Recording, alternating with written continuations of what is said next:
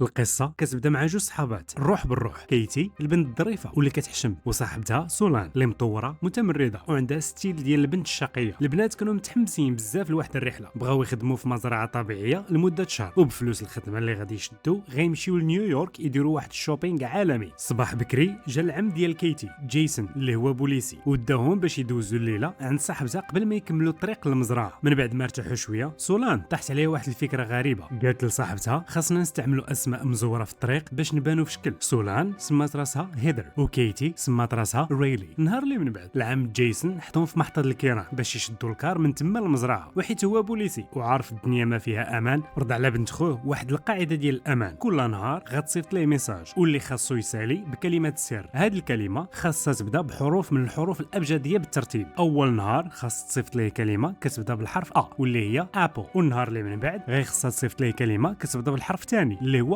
بي، وهي غاديه. من بعد ما مشى لعم جيسون البنات كان مازال عندهم ساعه قبل ما يجي الكار. دخلوا لواحد القهوه قريبه، تما شافوهم جوج دراري من ولاد المنطقه، جيد ولوكاس. الدراري جلسوا معاهم في الطبله وقالوا لهم باللي هما خوت. البنات قدموا راسهم بالسميات المزورين اللي اختاروا من قبل، ومن بعد ما هضروا شويه وتعرفوا على بعضياتهم الدراري عرضوا على البنات يوصلوهم للمزرعه حيت كانت في طريقهم. كيتي خافت وبغات ترفض، ولكن سولان كانت باغيه توفر فلوس المركوب، وفي الاخر ركبوا معاهم في طوموبيل الزرقاء ديالهم. بمجرد ما ركبوا الطوموبيل كسيرات بالجهد والروينه بدات. جيد فات المزرعه وموقفش، والبنات بداو كيتسائلوا فين غاديين بهم. في الاخر وقفوا حدا واحد الدار معزوله، تما لقاو الام ديال الدراري اللي كانت كتبان شلهبيه، ولكن مثلات عليهم باللي هي ظريفه وعرضت عليهم يشربوا اتاي. ملي دخلوا كيتي صيفطات ميساج لعمها واللي كيسالي بكلمات السر باش يعرف باللي كلشي مزيان. كنشوفوا البنات فرحانات وهما كياكلوا الكيكه ويشربوا اتاي، ولكن مساكن ما عارفينش باللي ديك الحلوه واتاي اللي شربوا فيه مخدر. غير حسوا براسهم بداو يدوخوا، شكوا باللي شي حاجه ماشي حتى لتما وهما يشدوها بجريه، ولكن المخدر كان قوي وما بعدوش بزاف. الدراري شدوهم وردوهم لوسط الدار. فاقوا نهار الاخر ولقاو راسهم في كابوس حقيقي، محبوسين بالسلاسل في واحد القنت مهجور وسط الغابه. كانوا غيموتوا بالخلع. كنشوفوا جيد جاي لجهتهم وقال لهم بكل بروده مرحبا بكم، هذه هي الدار الجديده ديالكم، وعطاهم حوايج مقطعين غطا ديال الناموسيه وسط الماء. المشهد تحول وكنشوفوا باللي بدلوا حوايجهم. تما بان البوس الكبير ديال العصابه وسميتو بوريس. هز التليفون ديال كيتي باش يشوف ياك ما تواصلات مع شي حد. تما لاحظ الكلمه الغريبه اللي سالت بها الميساج لعمها، وتحت التهديد والعنف كيتي بكات واعترفت باللي كلمات ابل هي كود امان بينها وبين عمها البوليسي. من بعد هز عليهم السلاح وطلب منهم يغسلوا ويقدوا راسهم. كنشوفوا باللي البوليسي اللي مسؤول على هذيك البلده وصل وهو هز السلاح على المجرمين. البنات فرحوا وجراو لجهته، ولكن الصدمه هي ان هذا البوليسي طلع اكبر شلهبي. هو براسو مشارك مع هذه العصابه في الاتجار بالبشر. عوض ما يعتقهم استغل الوضع بطريقه مسخه وتعدى على وحده منهم. ملي سالا كنشوفوا خارج وهو عاجبو الحال. سولان واخا هي براسها خايفه بدات كتصبر في كيتي اللي تحطمات نفسيا. في الجهه الاخرى من المدينه العم جيسون حس باللي شي حاجه ماشي حتى لتما. كيتي صيفطات الميساج ديال اليوم ولكن استعملت فيه نفس الكلمه ديال البارح. عوض ما تصيفط كلمه جديده كتبدا بالحرف الموالي واللي هو حرف بي. كنرجعوا للغابه وكنشوفوا واحد الزبون جديد غادي نسميوه بولحيه. غير شاف سولان جرها لوسط الكونتونير، وبلا ما نحتاج نقول لكم اش دار، حتى هو طلع مسخ وما عنده ضمير بحال البوليسي اللي قبل منه. في هذا الوقت العم جيسون اتصل بالمزرعه وعرف بلي البنات ما جاوش. تما تاكد بلي كيتي في خطر حقيقي وتحرك بالزربه باش يقلب عليهم. الغابه الكابوس زاد كبر. جا واحد الكليان مرعب لدرجه ان جيد ولوكاس الخوت اللي خطفوهم تخلعوا منه. غطاو وجوه البنات وهما براسهم ما قدروش يشوفوا فيه. هاد السيد كان لابس قناع ديال الخنزير.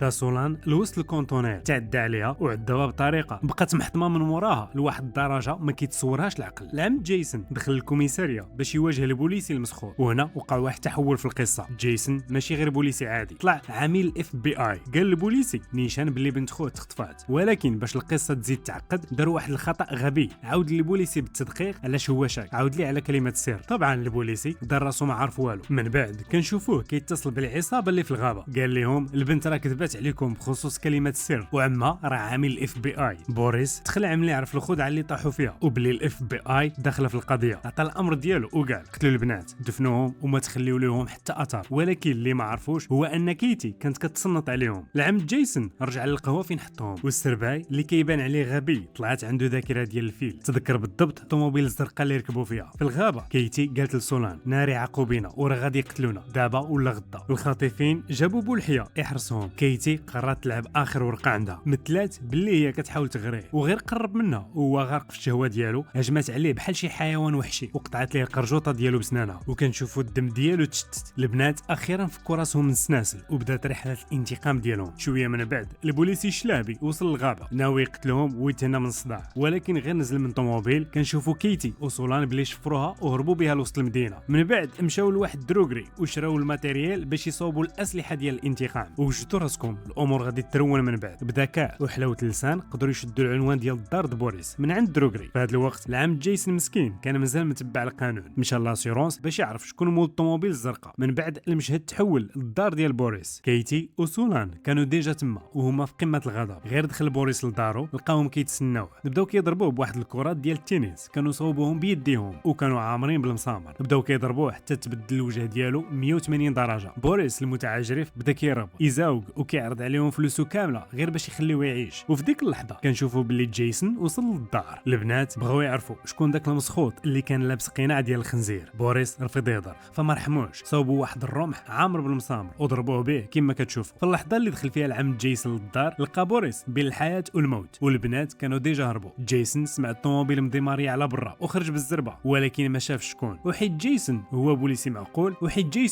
معقول حاول ينقذ بوريس وداه للسبيطار. كنشوفوا البوليسي الفاسد جا عند جيسون وقال ليه بلي بوريس مات. جيسون حس بلي شي حاجه ماشي هي عادي وعاود اتصل بالتليفون ديال كيتي، وهنا كانت الصدمه. التليفون صونا في الجيب ديال البوليسي. تما تفرش جبد سلاحه وكان ناوي يقتل جيسون. في هذا الوقت كيتي وسولان وصلوا للكنيسه وتما كانت الصدمه الكبيره. المسخوط اللي كان لابس الماسك ديال الخنزير هو القسيس ديال المدينه واللي معروف عليه باللي محترم. سولان حلت الباب وواجهت الوحش اللي عذبها. بالمساعده ديال كيتي قدروا يغلبوه. كنشوفوا البنات فرحانات وهما سايقين الطوموبيل. من بعد بان لينا باللي كانوا جارين القسيس من مورا الطوموبيل بالسناسل في الطريق كامله. في الاخر كبوا عليه ليسونس، شعلوا فيه العافيه وهو حي. داروا ليه التعميد بالنار باش يغسلوه من الذنوب اللي دار. المشهد تحول وكنشوفوا العم جيسون بلي طاح في يد البوليسي اللي كان باغي يقتلو هو وجوج بنات اخرين عاد خطفوهم. ولكن في اخر لحظه تدخل الثنائي ديالنا، عتقوا عمهم والبنات وربطوا البوليسي مزيان مع الكرسي. ومن بعد بدات عمليه الانتقام. البنات تحولوا كليا وما نقدروش نلوموهم من بعد داكشي اللي داز عليهم. البوليسي بدا كيبكي ويزاوق باش يخليوه يعيش ولا يديوه للبوليس. كيتي ما بقاتش ديك البنت الظريفه والبريئه، ببروده دم كبيره عطاتو ضربه قاضيه الراس وسالات معاه. كنشوفوا بلي تلقوا صراح البنات الاخرين وقالوا لهم باش يفكوا العم جيسون. جيسون ما كان فاهم والو وسولهم على شكون اللي قتل البوليسي الفاسد. البنات اللي تعتقوا بقاو ساكتين باش يحميو كيتي وسولان وما قالوا والو. الرحله ديال الانتقام ما سالاتش هنا، مشاو للدار ديال جيد ولوكاس لقاو ديك العقروشه اللي خدراتهم في الاول، داروا ليها نفس الدواء حتى سخفات وجروها لاكاف فين كان جيد مربوط قدام عينيها. هرسوا لجيد راسو بالمضرب ديال البيسبول بحال شي دلاحه كاربه. هنا